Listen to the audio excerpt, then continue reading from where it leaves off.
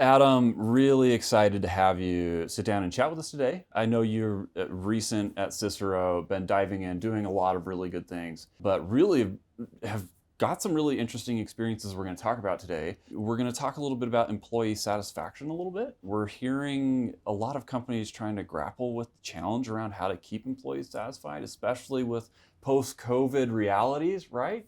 And when we sat down to talk about what we would chat about today, I thought it was a great idea to talk about this because it's so relevant. First, let's just quickly, what's your background and what do you do here at Cicero? Yeah, so my background before coming to Cicero, I worked kind of in this impact startup space. And so I helped start a few nonprofits. I worked on a political campaign, and then I pivoted over to management consulting. And I've since coming to Cicero, working as an analyst, I've been working with clients that focus on impact, trying to improve the world, and then also helping their employees. Well, I think that really matches well with kind of some of the work I know you've been doing here with some clients at Cicero. So let's just open up the topic. Let's talk about employee satisfaction.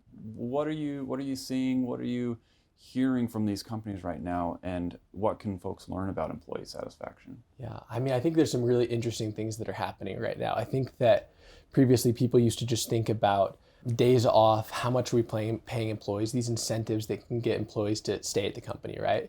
But we're seeing this shift where employees now are focusing more on the mission of the company. What's the impact we're having on society? How am I helping build things? And so when companies focus on these things, we're seeing higher retention, we're seeing increased productivity, profitability. And so all of these positive effects of just helping employees feel like they're doing something impactful with their lives. Well, I know there's a lot of data that talks about this real desire with millennials and Gen Z and wanting to make a difference with the world around them, and they therefore expect their employers to match that. So, as we're talking to companies that are trying to change their internal policies a little bit, what are maybe some of the things that you're seeing recommended to help these companies become more mission driven? Yeah. No, you're spot on. In fact, just the other day, I saw a survey that said that 75% of people, when they're applying for jobs, look at the company's mission before applying. That's huge. It's huge, right? 75% for like a mission. Yeah, just looking at the Yeah. mission. So it's absolutely critical that companies are thinking about how can we make sure that mission gets down to employees at all levels right now. I think that there's a few things that companies can do. I think one of them is really being transparent and communicative about the impact that they're having. One, for their clients, two, for their community. I think another thing that companies can do that it's been really interesting seeing, even in my work here at Cicero, is helping people at all different levels of the company build something. I think that traditionally when you think of management consulting, you think of senior partners and principals, the people that are out selling work. But here at Cicero, you see analysts, associates, everybody working on business development. So when we look back at the end of the year, everyone in the company can say, I helped build something this year. And that's really impactful for employees. So if I'm hearing you correctly, you're saying that companies, I think across the spectrum, and in particular in our case, consulting, maybe are shifting away from a purely hierarchical structure and really trying to incorporate kind of bottom-up thinking and really engaging across the entire organization to really change overall the culture. Exactly. I think that people graduate college and they don't want to be doing menial tasks for the first 10 years of their career. They want to do something that right off the get-go they can say this means something. And if they're not helping build the company, it's hard for them to say that.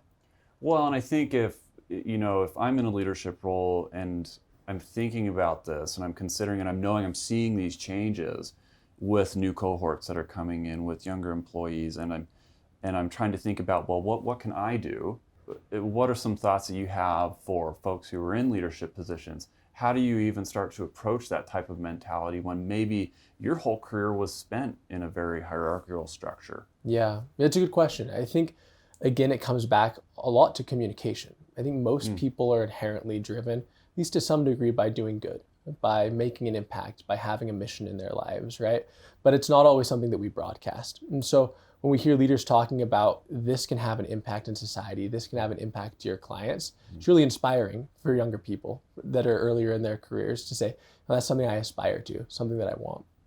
So if I'm looking to incorporate some of these changes, and I may not be certain, are there certain steps that we might recommend to a company to take? Should you internally be surveying your employees regularly? What are some of those kind of more tactical level things that organizations can start to do to make it more appealing for younger generations and overall employee satisfaction? For sure.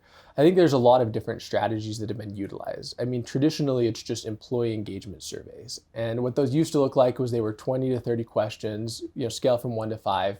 How satisfied are you? And to some degree, those are still helpful. And we kind of saw this shift towards more pulse surveys, which are shorter surveys that are more regular, and we can really see how different events and circumstances are impacting how people are satisfied. But I think equally important, if not more important to that, is again just this dialogue that's happening between managers and employees, right? How are things going for you? I think also another big part is matching employees to what they're personally interested in. Oh, okay. One thing that we're starting to see and recommend companies do a bit more is when you have an employee come in and they're hired for a job, they might have one interest, but then every 6 months or so going back and saying, is that interest changing? Can we realign your work scope a little bit to make sure that you're working on what you want to be working on? So when people work on what they want to be working on, they're way more involved, way more invested. Well, and I think that's the challenge, is drilling down, and I think traditionally companies maybe have a yearly type of review, but maybe even shifting that to where it's a quarterly way of learning more from your employees to really shift and make sure that they have direct lines of communication to feel comfortable in expressing that they want to shift. Yeah, and not even quarterly. I might even urge for more consistent. A pulse survey takes 3 minutes to fill out. Right? And so you can send these out. And you also might send them out when things change, right after you give raises to people in the company. How does that impact satisfaction? If there happens to be layoffs for unforeseen reasons, how is that affecting people's employee satisfaction? And so really using this as a tool to see how people are doing. I think we've covered some really interesting new ways that leaders can begin to think about how to incorporate changes to increase employee satisfaction. I can understand, though, how that might cause some concern around lost productivity, lost efficiency, because you don't want to necessarily constantly be shifting things around. You still, at the end of the day, you have to drive towards your mission and making sure that you're producing your core purpose in a very efficient way. So let's talk a little bit about, well, does it really affect productivity and efficiency, or how else might companies mitigate any concern around lost productivity or efficiencies? Yeah, I think that the instinct is to think about it as a zero-sum game. You have to either choose employee engagement and focusing on maybe impact or mission, or productivity and profit, right? Mm-hmm. But what's been really interesting in the last couple of years as we've dived into this data is that it's not exactly how it works. What we're seeing is that employee engagement drives productivity. In fact, there was a recent projection that said the US economy lost $550 billion each year because of a lack of employee engagement. And so we're seeing that. That's a big number. It's a really big number, right? We covered some really interesting facets of employee satisfaction in really pretty quick time. I think we'll have to talk a little bit more about it. Appreciate you chatting with me though today. Yeah, thanks, Chase. This is great.